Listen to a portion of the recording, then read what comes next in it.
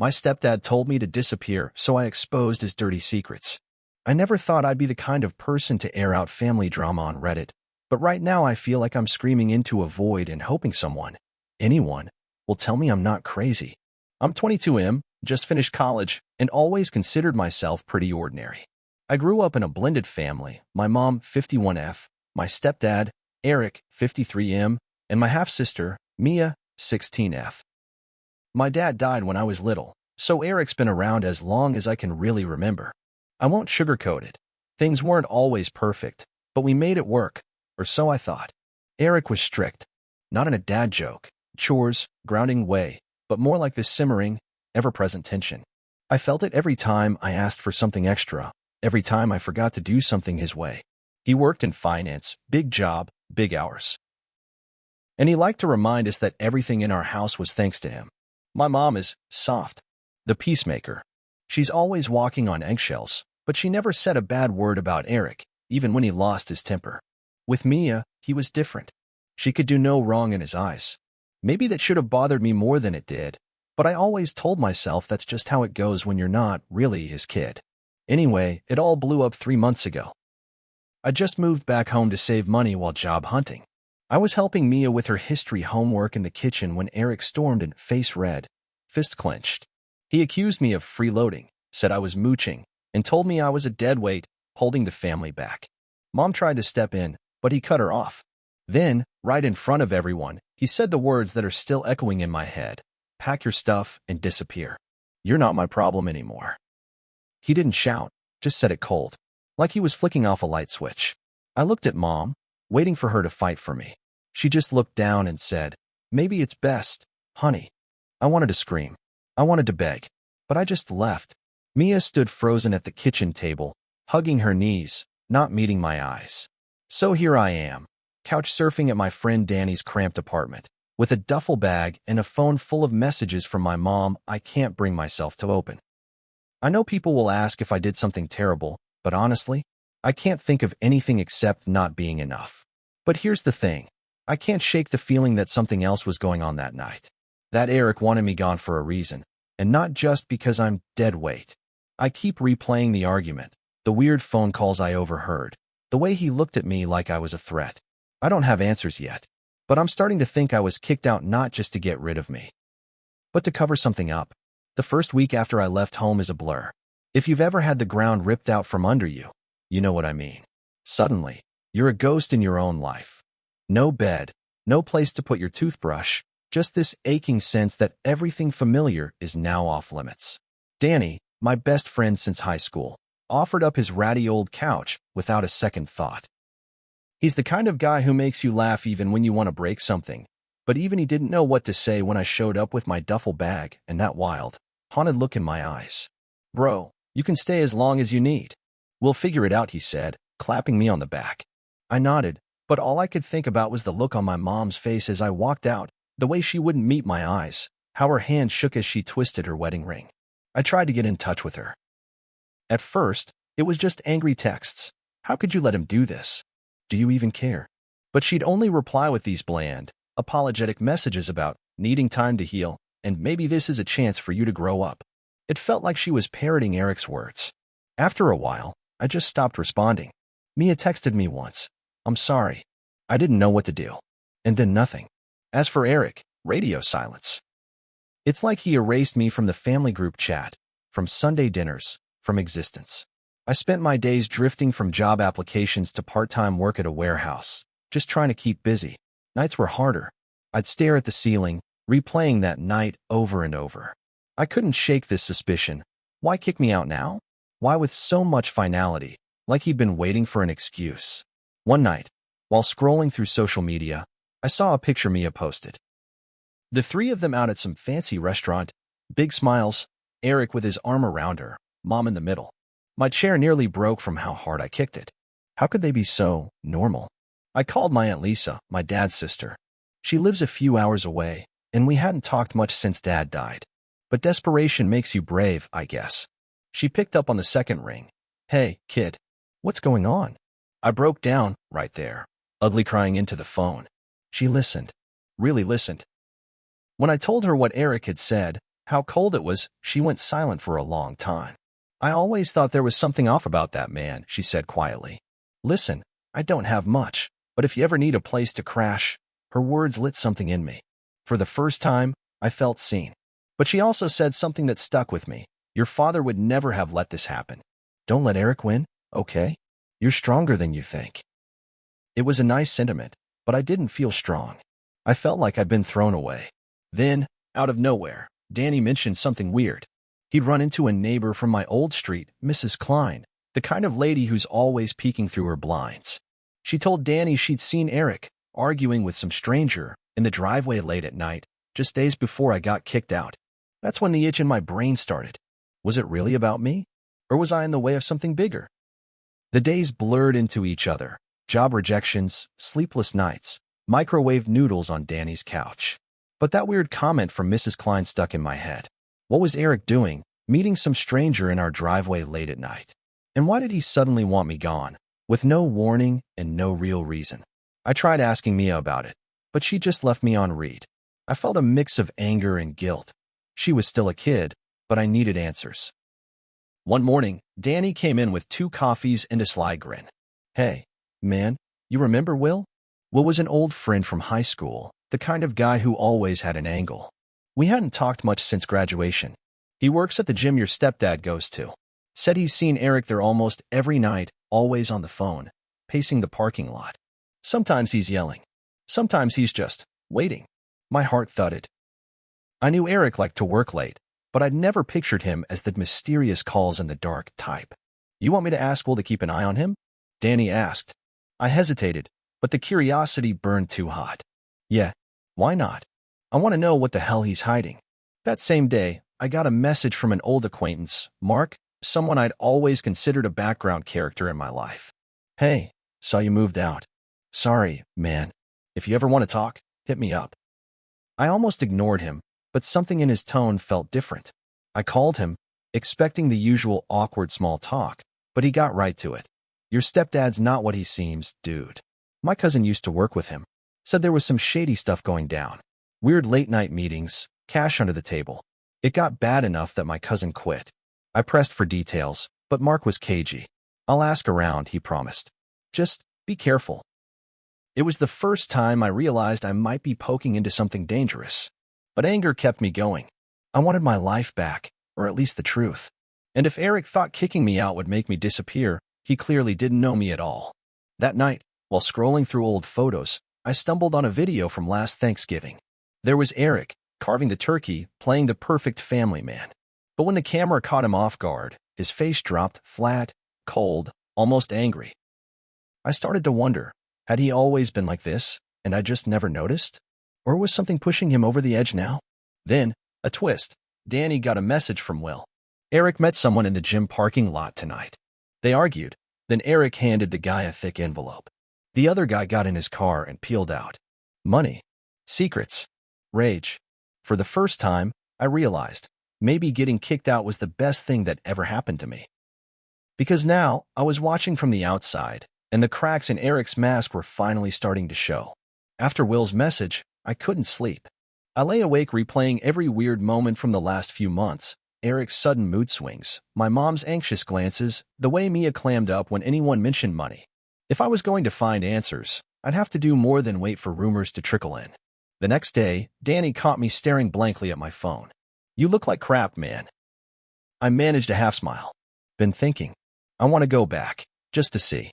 Maybe grab some of my stuff. Maybe. I don't know, talk to Mia. Danny didn't love the idea, but he offered to drive me. As we pulled onto my old street, I felt that familiar mix of dread and nostalgia, every crack in the sidewalk a reminder of the life I'd lost. The house looked normal, almost peaceful. I waited until Eric's car was gone. According to Mia's Insta story, he was at work, again, then knocked quietly. Mia opened the door, eyes wide. She looked tired. You can't be here, she whispered, glancing over her shoulder. I kept my voice low. I just need a few things. Please, Mia. She let me in. I grabbed a box of my stuff from the garage. As I was leaving, I caught a glimpse of an open laptop on the kitchen table. There was an email open, subject line, final notice, payment required. The name on the account wasn't Eric's, but something about the tone made my skin crawl. I tried to ask Mia, but she just shook her head. Don't get involved, okay? Please. It's not safe. Not safe. The words echoed in my head. On the way out, I noticed the security cameras Eric had installed last winter. Back then, he claimed it was just for safety, with all the break-ins lately. But it suddenly seemed like overkill for a quiet neighborhood. Back at Danny's, I shared what I'd seen. He frowned. If he's hiding something, maybe those cameras saw more than you think. If we could get the footage, it was a stupid idea. Maybe. But I was desperate. That night, Mark texted again. Heard from my cousin. Eric owes money, big money. Gambling, maybe. Something about the wrong people. If I were you, I'd stay far away, man. Suddenly, everything clicked into place. Eric wasn't just strict or cold, he was scared. Desperate. And people do stupid, dangerous things when they're desperate. Still, I couldn't let it go. If Eric was into something illegal, and if he'd dragged my mom and Mia into it, I had to know, even if it meant getting closer to danger than I ever wanted. I started planning. If I could get those emails, or the camera footage, maybe I could finally put the pieces together. But as I lay in the dark that night, phone buzzing with anonymous texts, "Stay out of it, kid," I realized someone knew I was looking, and they didn't want me to find the truth. Sneaking back into my old house felt wrong, but desperation drowned out fear. I waited until Eric and Mom were out, then slipped in the back. Eric's office was locked, but I remembered the code, my mom's birthday. The door clicked open. Inside, everything screamed control. I hurried to his personal laptop. Most folders were boring, but one called taxes_2018 was packed with fake IDs, weird bank accounts, and wire transfers to strangers. My hand shook as I snapped photos with my phone. Emails told a darker story, threats from anonymous senders, payment overdue. If you don't deliver by Friday, you know what happens. I barely finished before the front door slammed. Eric's voice carried through the hall, tense and scared, covering my tracks. No one else can know. I held my breath in the closet until he passed. Back at Danny's, I dumped the evidence on the table. Man, this isn't just gambling. He's laundering money. He's in deep. I finally understood why Eric wanted me gone. But now, with proof in hand, the real question was, what do I do next? For the first time, I held real proof of Eric's crimes. But the weight of it made me feel even more alone than before. It wasn't just about revenge anymore. This was dangerous. My hands wouldn't stop shaking, and every sound outside Danny's window made me jump. Danny pressed me to act. Dude, you have to go to the cops. This is serious. I stared at my phone, scrolling through the pictures I'd taken. Fake IDs, threatening emails, money trails. What if Eric finds out? What if he comes after me? Or worse, my mom and Mia? Danny fell quiet. We both knew Eric had a temper. Those emails from strangers hinted at something darker. People willing to hurt to protect their secrets. That night, I tried calling Mom, but chickened out. What if she was in on it?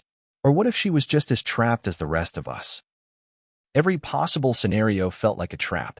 Then my phone buzzed with a text from an unknown number. Stop digging. Last warning. No name, just a threat. My heart pounded.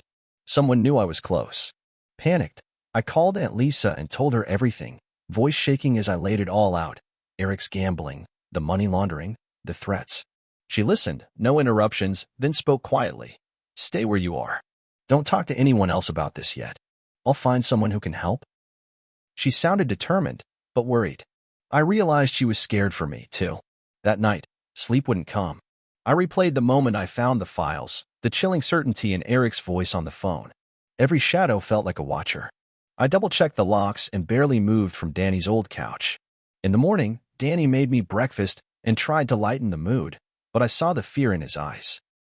I kept checking my phone, waiting for another message, wondering if Eric already suspected me. I knew I couldn't hide forever. Sooner or later, someone would force my hand. The real question, could I save my family before Eric's world crashed down on all of us? The day after the threatening text, I kept expecting Eric to show up at Danny's door. Every engine rumble on the street made me flinch. I tried to act normal, but even Danny was jumpy now, double-checking the door locks and telling me to stay off social media. By late afternoon, my phone rang. It was Mia. Her voice trembled. Eric's freaking out. He keeps asking if you've called, if you came by the house. Mom looked scared. Did you do something? I hesitated, torn between telling her the truth and keeping her safe. Just be careful, Mia. And don't trust Eric right now, okay? She didn't argue. Just whispered, I won't, and hung up. That evening, I finally got a call from Mom. Her voice sounded older, tired. I know things are bad, but please, don't make this worse. I asked her outright if she knew about Eric's problems. Silence. Then a shaky confession. He promised he'd fix things. I didn't want to believe how bad it was. But lately, I'm scared too. I could almost hear her tears through the phone. Before I could say more, Mom dropped another bombshell. There's money missing from my account. And from Mia's college fund. I confronted Eric, and he just shut down. Locked himself in his office. I feel like I'm losing control of everything. The truth was coming out, piece by piece. My anger faded, replaced by cold resolve. Later that night, Aunt Lisa called. I talked to a lawyer friend. If you have proof, bring it to them, not the police yet. You need to be careful, especially if Eric's mixed up with dangerous people. I agreed, promising to make copies of everything and meet her in person. That night, I finally felt less alone. Mom was waking up to reality, Mia was on my side, and Aunt Lisa was ready to help. But I knew Eric was getting desperate, and desperate people make mistakes. The next move had to be mine. By the next morning, I knew what I had to do. Aunt Lisa lined up her lawyer friend, and I spent hours compiling everything, screenshots, photos, copied emails. Every time I hit send or plugged in a USB, my hands shook. I texted Mom and Mia, warning them not to give Eric any more money, no matter what he said. Mom replied with just 2 words, thank you. That afternoon, Aunt Lisa met me in a small cafe out of town. She looked worried, but hugged me tight. Her lawyer friend, Mr. Carter, reviewed my evidence in silence. Finally, he said, this is serious. We need to take it to the authorities, but we'll do it the right way. Your safety comes first. We agreed to wait until the next morning to deliver the evidence, giving time for Carter to make calls and arrange protection. I felt a strange relief. Finally, adults who believed me and had a plan. But that night, back at Danny's, everything almost fell apart. There was a knock at the door, too late for a friendly visit. Danny peeked through the peephole and mouthed, it's Eric. My blood ran cold.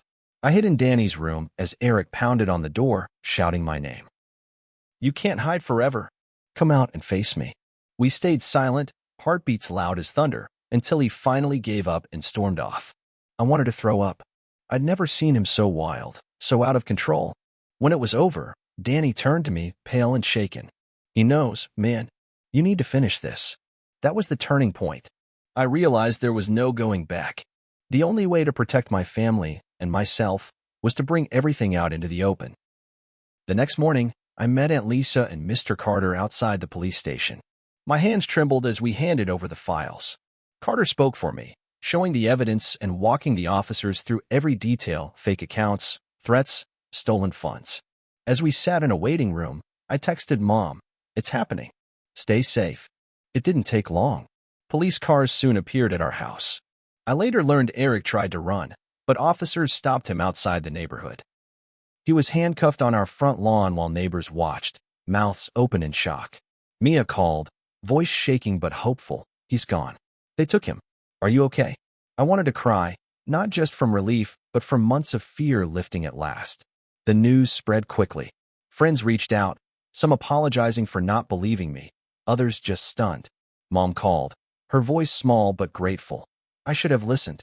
I'm sorry, honey. That night, Danny and I sat in silence, exhausted. I finally let myself believe it was over. Eric's lies, the threats, the fear, they were finally out in the open. With Eric gone, the house felt lighter. Mom and Mia started therapy, and I visited more often, helping sort out the mess Eric left behind. Trust didn't rebuild overnight, but little by little, we talked honestly again. Aunt Lisa stayed close, reminding me family isn't just blood, it's who stands by you. Danny joked I should start a true crime podcast, but mostly, we just enjoyed quiet, drama-free days. Sometimes I still feel the scars, doubt, anger, that ache of betrayal. But sharing the truth set me free. If you're reading this and living through something similar, don't let fear silence you. The truth hurts, but hiding only makes it worse. We survived. We're healing.